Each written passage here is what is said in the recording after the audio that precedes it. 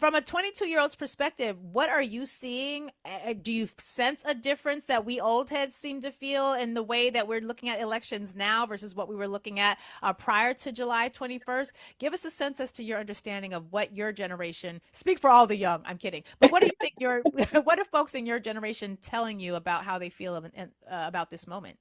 It's so funny. I do get this question a lot, and then I have to like put myself in the head of not only myself, but like every person I talk to in my general age range. So it is like I'm speaking for everyone, but it's like not really. So that is always interesting to do. But I think, and that's what, again, we'll talk about justice and joy later, but what makes it so interesting is like the intergenerational gaps. So like you mentioned the joy and hopes of this moment, and I feel like that is something that some people are feeling just to see change in democracy and the way things are happening. But there is a lot of like internal conflict in the way that we are all perceiving, our current stances in government, our current stances in living, and how effective we think administration control is on that. So I think in the aspect of speaking for my generation, I would say conflicted yet joyful and hopeful. I remember we just did like a speech at YWCA. Roshni was there too. Um, and I mentioned there is so much fatigue in the fight, but there is so much strength in the hope and resilience. So it's balancing those two in this current state, which we're feeling more than ever, resilience and hope, but also fatigue. That line, fatigue, can you say that one more time? Fatigue in the fight. What was the other part? Yeah, fatigue in the fight. Well, the exact line that I used last time was fatigue in the fight and strength and freedom. And yeah, that's what I've been kind of just quoting because I liked it too.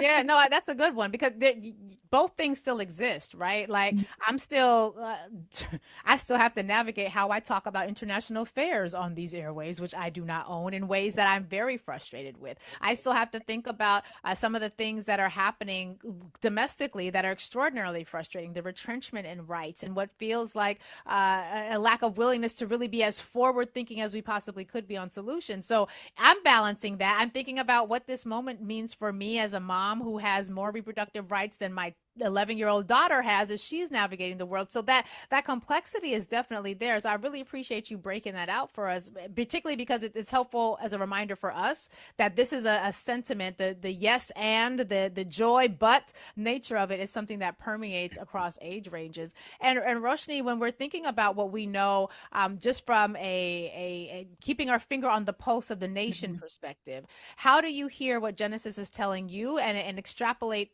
and tie that sentiment to what you're seeing in the data that you're looking at and the ways in which you're able to look at the perspectives of the masses of us, broken out by age to be sure, but on a mass scale? And what are we to extrapolate from those things? Yeah, it's a great question. And I think Genesis really succinctly summarized a lot of what we're seeing from young women in this country, which is the idea that um, young women, particularly young women of color, are apathetic and cynical about the way the government is being handled right now. But it's a misconception that that apathy and cynicism is preventing them from taking action or preventing them from engaging in politics. In fact, it's the opposite. I think we see from Genesis herself and all of the research that we've been doing that the younger generation is incredibly engaged and incredibly eager to make change in the country. From the research that we did with like research partners and Justice and Joy, one of the things that really stood out to us was this idea that young folks don't know how to make change, especially on a broad federal government level. When we asked them kind of what government means to them, what democracy looks like, they were very clear that the way that our democracy is set up right now is not to benefit them. It's to benefit old white men. It's to benefit wealthy corporations. It's to benefit powerful politicians who have been in office for years and years. And that's a huge barrier to entry for the younger generation who wants to be involved, but again, doesn't really know how to. So it's leading to a lot more local and community level efforts for younger generations, which sometimes when we're looking at it from a broad federal level looks like, kind of a cynicism and sitting out, but it's really not that. It's actually the opposite. Let's talk about that how a little bit more, because as much as we say young people don't know how, I think a lot of old people don't know how either. And a lot of us are sort of doing what we've always been taught. But one of the things that this moment has revealed for me, I have a 17-year-old and an 11-year-old. And one of the things I'm realizing is that while people in my generation tend to think young people not only don't know how, but they don't care, younger generations have been extraordinarily active, and yes, it tends to be in spaces that we the olds aren't present, like TikTok. Let's just go right to TikTok. So I have a TikTok, and I love saying it that way because my kids are like, "Ma, nobody has a TikTok." Like, I have a TikTok. I don't actually post on my TikTok. I think I put like one or two things out. I usually will just repost what other people have said. But one of the things I have learned from spending some time there, without the pressure of ever feeling like I'm going to like be a TikTok personality, has just been the depth of conversation, the way in which technology allows for an even more nuanced level of discourse, and with the way y'all stitch a video and whatever, stitch income and that whole thing. It is amazing to see just how much paradigm shifting dialogue is happening in those spaces. Roshni, how do we get better? Actually, no, I'm sorry. I'm gonna stick with young Genesis for just a second. Genesis, how can we, the people who don't necessarily see the way that you all are making change, what do you think we're missing about the ways that you do feel empowered to make change, before we unpack all of the other nuances about that? Because you seem to be, to me, very active in a lot of ways, even if we old people don't necessarily see how it's impacting the broader world. Talk to us about the ways that you are engaged in making change that is having an impact on shifting the perspectives of people that you are in community with. Yeah. So the mention of social media, I think, is definitely a big and prevalent one. The culture of social media activism in itself is such an in-depth process. I like to think that older generations tend to have their like voting debates and democracy initiatives on the big screens and on the big stages, but our fights happen on our phone screens. It happens with this constant media that we are seeing every single day, because let's be honest, as we are engaged, which we will mention, we are also engaged on social media. We'll admit that. I mean, I'm on Instagram every day. I was on Instagram before this interview. So, but in that, it's not like we're just seeing memes and funny videos. We're also seeing like real life tragedies, examples of police brutality, examples of poverty, examples of real things that you guys tend to get on the news. But that's just not the current state of being. And when we talk about engagement and the different ways that we're doing it, as I mentioned earlier, this idea that administration or government based procedures have not been as attractive to us. And as Roshni mentioned, local elections and kind of instead of focusing on it from 2020 to 24 to 28, we're starting to look at 2022, 2023. What are we doing, with nonprofit work? What are we doing to actually have effective works in the community that we can see instantly? Because federal level stuff is often a trickle down and trickle with redlining and red tape that none of us see, none of us care about, because all we see is what's not being done. So starting to work with things where we can see that exact change quicker and sooner has been very kind of the goal, I think, in the shift in focus. Again, because of that fatigue and, administrative work. But I want older people to know that just because it's not something that we're reading on a study, it's not something that we're necessarily reading on some big book about, like the souls of Black folk. I don't know many people who read W.D. Du Bois, but, stuff like that. Just Oh, because my fellow old heads are dying right now. You're killing us, Genesis. I read it. So I'm not saying it's like that, but I'm not saying everybody else has. I've said that before, and people were like, "What?" Um, Right? Like, is that a song? Like, yeah, that idea. Everybody is kind of authentically engaging in the ways that they can, and you can't minimize the authenticity of that, because what is happening is people are still getting information, people are still being influenced, and people are still using that in their decision making, in spite of whether older people think it holds value. That is significant. That is really significant. And again, we see the world differently. That doesn't mean we're not seeing the world, right? And so the idea that there is perspective and value that you all bring from the ways that you are able to do so, I think it's really important. It's something that we have to be more mindful of and not discount our younger folks. And yet, Roshni, at the same time, you have a lot of elders who are, quite frankly, these young people, they got all these Twitter fingers because they ain't never at the voting booth. And so there's this idea that, yeah, okay, they're active and they'll do a student protest, but they just having temper tantrums with their protest signs because their protest isn't tied to something on the ballot. And where's their get out the vote? And so we again still seem to have this ships passing in the night kind of perspective. What does your research tell us about how we the elders are missing the beauty in this moment, and what should we be paying attention to in terms of metrics that indicate where our young people are at? Yeah, I mean, I think this is another big misconception with the younger generation. I think turnout in not only the 2018 election, but the 2020 election when Yep. Biden was elected for young folks exceeded, I think it's Gen Z turnout in the last couple of elections has exceeded turnout from any previous generation when they were that age.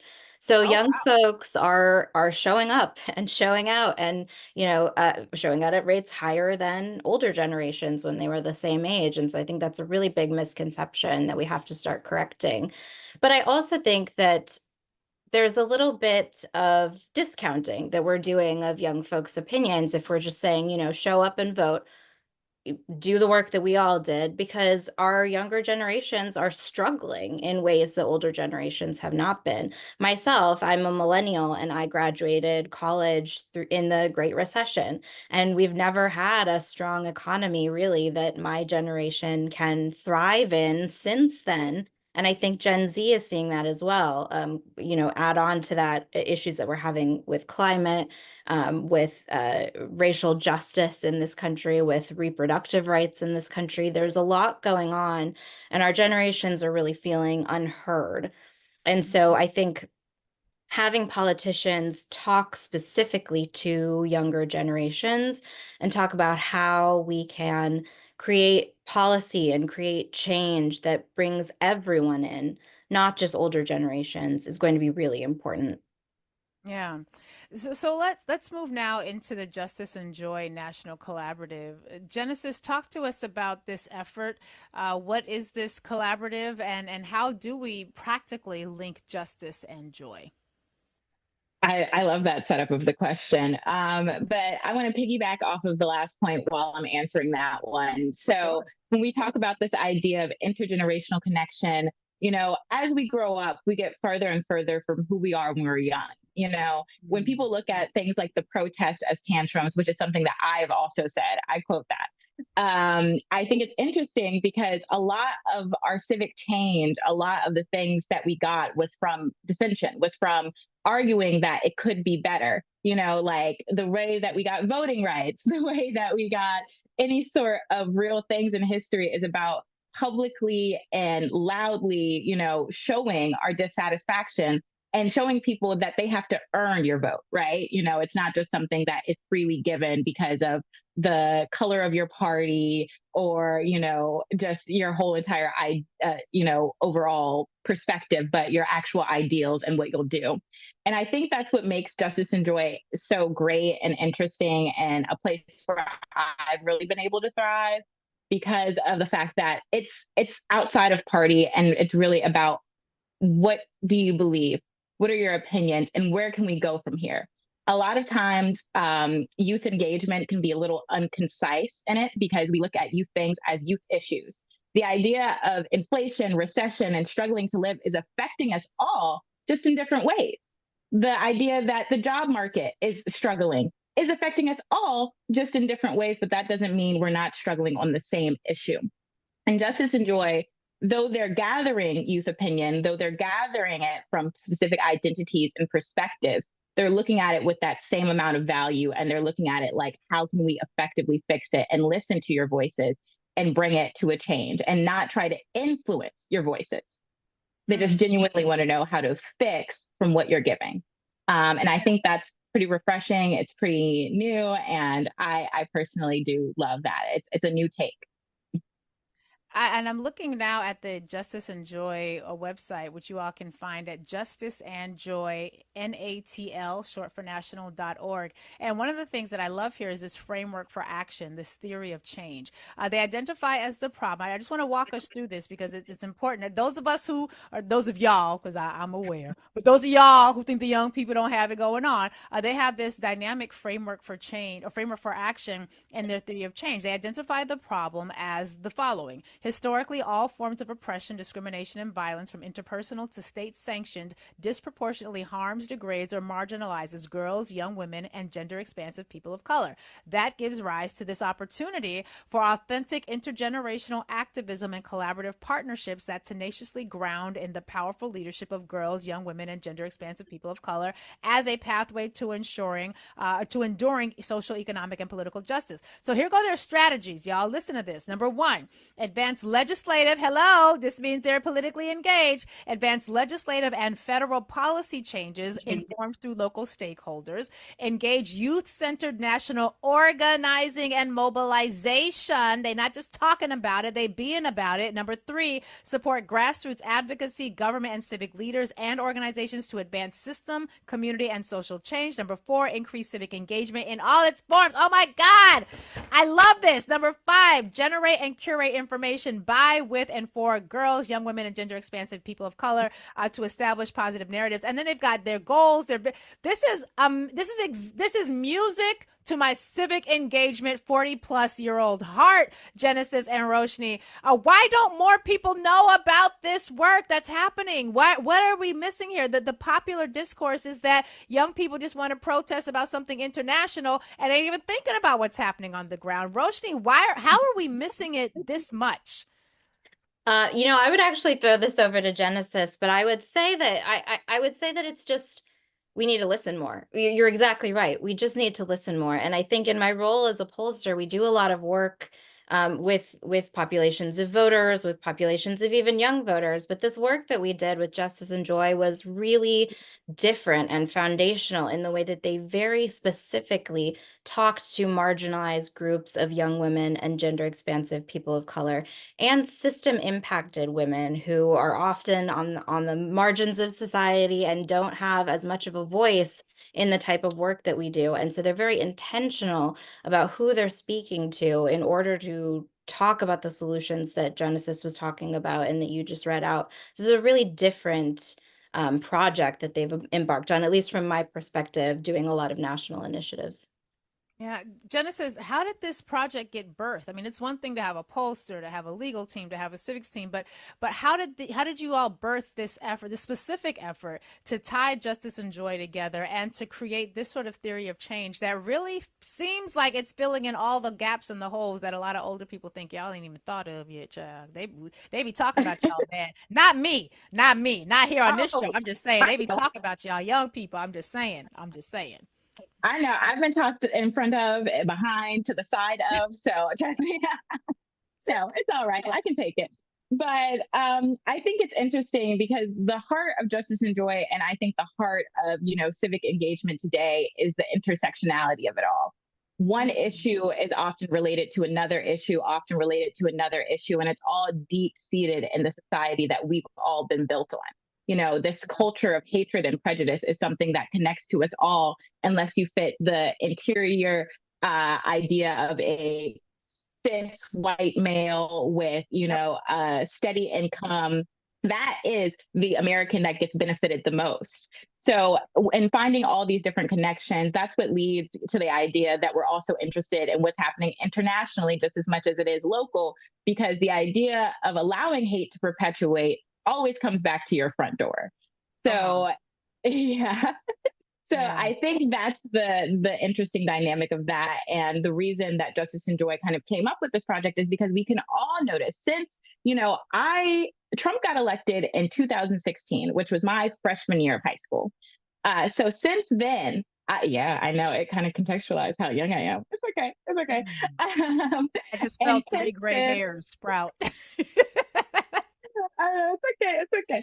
But since that point, it's always been that we've been aware of what's happening in democracy, because every single year it was a new thing. You became more aware of just systemically how much that doesn't work for you, how much your power is being held back. And justice and joy, I think, like we've all mentioned, each generation is having different perspectives and different feelings. And we're all using the little information that we get and building avatars of the generations, right? Like for us, we see the older generation as unhearing and willing participants in our demise, right? Like the reason Kamala Harris is even at elect now is because of all the young people who were like, I refuse to vote for Biden. You know, if we had accepted that at the beginning, we wouldn't have had the shift that we have now.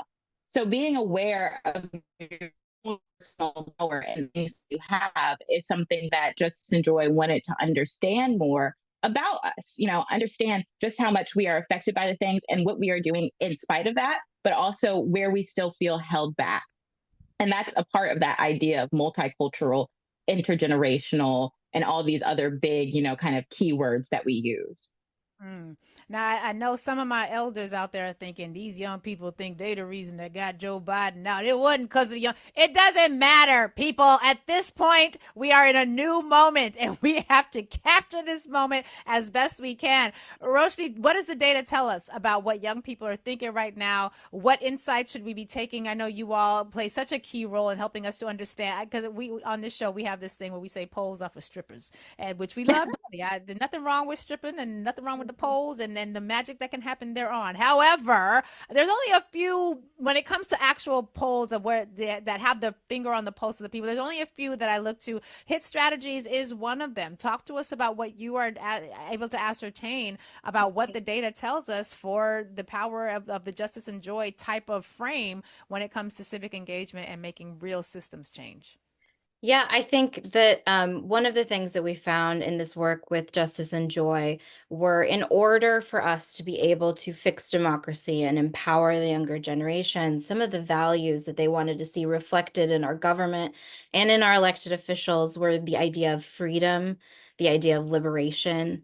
And when we asked them what some of the ideal traits for a candidate running for office were, they were future oriented, they were women, people of color, young, working class, well-educated, confident, charming. They have a track record of creating change, a background of organizing. They're self-aware. And as I'm going through this list, I think that you can hear it sounds a lot like someone who is currently at the top of the ticket, and not necessarily any of our previous presidential candidates, other than, you know, President Barack Obama.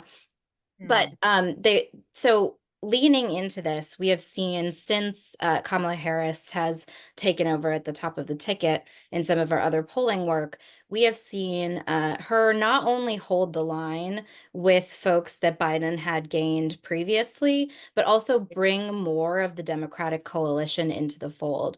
We've seen big increases in her support numbers among Black voters and among other voters of color, and huge increases among young voters as well.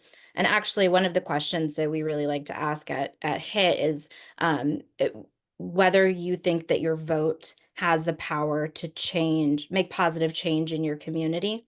And we think that this question really correlates, especially for young voters and voters of color, into a more accurate vote likelihood question. Because if people feel that their vote has power to make change, they're more likely to then go out and vote.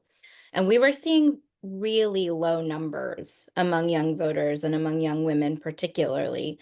But since Kamala Harris has taken over, we've actually seen in some cases almost a 30 to 40 point increase in this sense of vote power and vote efficacy. So I think there's a lot of enthusiasm from the younger Why? generation. There hasn't been a vote yet. Why her, and what's the connection between her being at the top of the ticket and that sentiment? Was this a sentiment that they had prior to VP Harris being at the top of the ticket, or do we know what caused that? No, I mean, they had very low sense of vote power. So the question is, like, in the future, if you're going to go vote, do you feel like your vote is going to make positive change in your community? And Okay. earlier last year and earlier this summer, we were seeing that no, they were saying it, they don't think that their vote has the power to make positive change. It's the same old. We're getting the same thing that we were, even though we've been asking for something different. We're not confident in change. But since Kamala Harris has taken the stage, we've seen a lot of increase in the sense of voter efficacy. And I think a lot of it is because of what I was saying previously, that list of candidate traits and things that they really want to see in leaders in our country. She really embodies a lot of that. And so kind of provides the sense of hope that things can change and that we can all work together to create that positive future.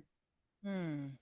That's really telling in so many ways, because the idea that just the sentiment, and we've all sort of seen it. I've been talking about it in my sister circles and in my little group chats, and it is palpable, the feeling and the energetic shift. And like I said, listen, Joe Biden was going to be president. We was going to make that happen. But it felt like we were slogging uphill. It felt like we were fighting not just opposition, but also fighting within our own community, just to get people on that point alone to feel like their vote and civic participation actually mattered for something. And to see that sort of shift just in the energetic from at the beginning of the summer until now, that is very encouraging to me. But it also makes it feel like we got to do a better job at letting people know what their civic power actually looks like, whether they're feeling the joy behind it or not, because the power hasn't changed. Like, we didn't get an extra dose of, like, our votes aren't going to count more because now we have VP Harris at the top of the ticket. But the fact that I have seen in experts in this space get out the vote, people in this space, we have felt it differently. It feels like we also got to do a better job at making sure all of us are aware, so how our votes tie to power, how civic engagement can create specific outcomes in ways that perhaps makes me a little bit more hopeful about making sure we have a powerful civic education component as a part of our GOTV strategies and just community education strategies going forward. Am I missing something there, Roshni? Is there something else in the data that I'm just not seeing? No, I think that that's exactly correct. But I guess I would also add that making sure that we're speaking to the folks who we want to turn out and speaking their language, like Genesis was saying, talking about policies, talking about things that are important to young voters in language that is accessible to them and that they can understand, and talking about the way the policies will impact them and their families and their communities, rather than talking about it as a kind of big blanket policy that will affect everyone in the country. Let's drill in and talk to folks about exactly how, when you vote, here's a thing that could happen that will make your life better, or here's a policy that could happen that could improve your community by voting. So just talking about that way, and included in that civic engagement is also that kind of policy engagement as well. Yeah. Genesis, before I come to you for final comment, Roshni, if you could just help us understand a little bit more about why it is polls seem to get our community so wrong. Like, we have seen so many polls that it just feels like maybe they have a Black or two person in the poll sample. It feels like there are very few.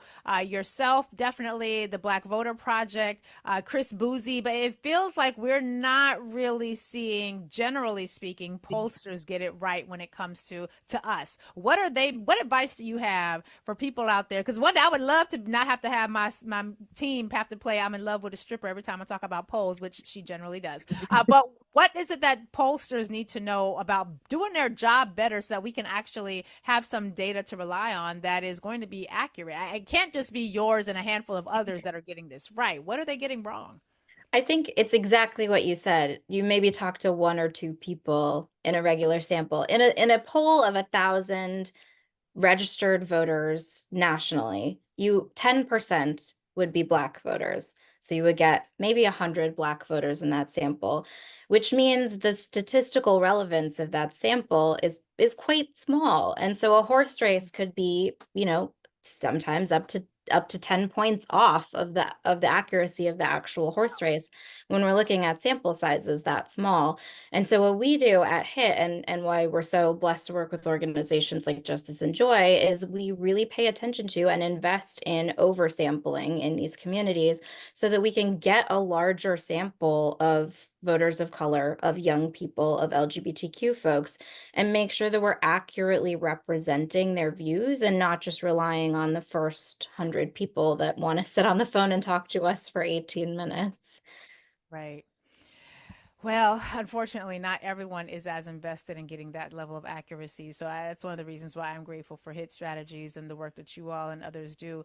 Genesis, I'm actually, this is not a question for the audience. It's just you, me, and Roshni here. Ain't nobody listening. If you were to Okay. advise, I don't know, let's say you were to give advice to maybe a nonprofit organization that does racial justice organizing and get out the vote specifically for Black people, specifically in the age ranges, I don't know, 17 to 40. What would you Oh, okay. advise them to do? What would you advise them to do? How would you advise them if they want to be effective at reaching people in your age group in particular? What would be some of the best practices you would suggest at those organizations, which tend to be very old, crotchety, and run by very old people? What would you advise them to do to be more effective in their communication and outreach with people in your generation? And what would you advise if we had a couple million people listening in a nation called Urban View? What would you advise those aunties, uncles, grandparents, and grandmas, moms and dads, if they're trying to get to their young people who are in your age group? What are we not doing well, and how should we do better? Well, everything Oh froze. no, everything just froze. Damn it! You know what? This is how I know the devil is real, because I just asked a question that I really need an answer to, and the devil No, was it's like, okay. I'm here. "Nope." I'm here. Whew, I'm she's here. back. I Okay. got most of it. I got to the aunties and uncles, and then I was like, oh my gosh, this is a really long pause. But to answer your question, I think I've been in a lot of youth spaces. I started out volunteering at Girls for a Change. Shout out to them. When I was 15 years old, and that is specifically about intersectional problems faced by Black girls, an identity that I identify with. And I've noticed through that, and then other youth processes and all the things that I've done, there's a certain amount of lack of conciseness in trying to approach and engage young people. A couple ways, you've already done one of them right now. Ask someone who's in the demographic that you actually want to, have these conversations with. And another thing is get a couple of them. One youth does not know everything about every youth. I have so many arguments with my friends about policies and politics, and it's okay. And that's the other thing I would say is having conflicting opinions is okay. It's actually more important to lean into those conflicts because nothing gets solved if you guys would rather have soft conversations. That's not doing anything, and that's not going to change anything if we're all trying to placate each other. It's okay to be wrong. It's okay to be right. It's okay to listen, and it's okay to learn. But you can never do that if you'd rather just say your opinion and say, you must do this, or we say, because we're not going to listen. And neither will y'all if we don't have those effective conversations. So it's okay to get a little uncomfortable. It's okay to represent and be represented and just being concise in that. We don't need influencers and we don't need rappers to get us in the polls. What we need is actual policy change. You mean having a 55-year-old rapper tell you not to vote? Doesn't do That's not. anything for me. I don't, You they're just rich. made my I heart need smile. money. I'm the one who needs money. They get money from whatever they're doing. Whatever's happening with them, they're doing it right. So it's time for us to have a life that we can live right. So I don't think those kind of influences have the same impact that you think, but they are reaching the people in places where they're able to be more impactful, like social media, like having, these kind of more casual conversations, these conflicting viewpoints. That is something that a lot of people lean towards just because there's a lack of genuineness in just saying one thing, let's all vote or let's do this encouragement and then not focusing on the real issues at hand. That's what they want. Hmm. I really appreciate this. I appreciate this conversation. You're giving a lot of people some hope right now, especially those who've been arguing with their nieces and nephews and children and grandchildren. There's a lot of argument that you just helped nip in the bud. And I think people are going to be able to be a lot more effective going forward. But that's why we have to bring on the experts like you all to help us understand. Roshni, any final comments that we need to consider in terms of how we should be engaging from now until the next 50 plus days brings us to that great day in November? I think just get out there and do the work, have the conversations like Genesis was talking about.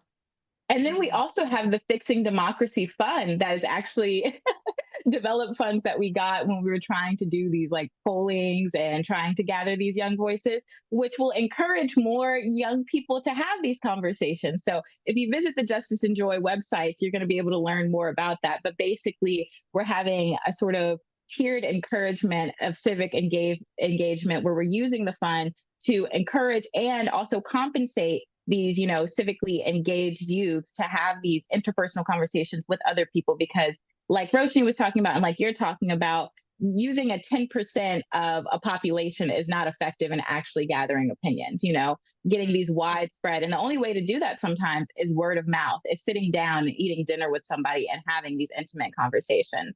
So I would encourage anybody who's listening who is in my age range, which I guess my age range is 14 to 24, but let's broaden it out if you want to. And visiting, Justice and Joy and seeing if there's any way for you to get compensated while civically engaging and finding out, what is the state of this nation that we live in and continue to grow in.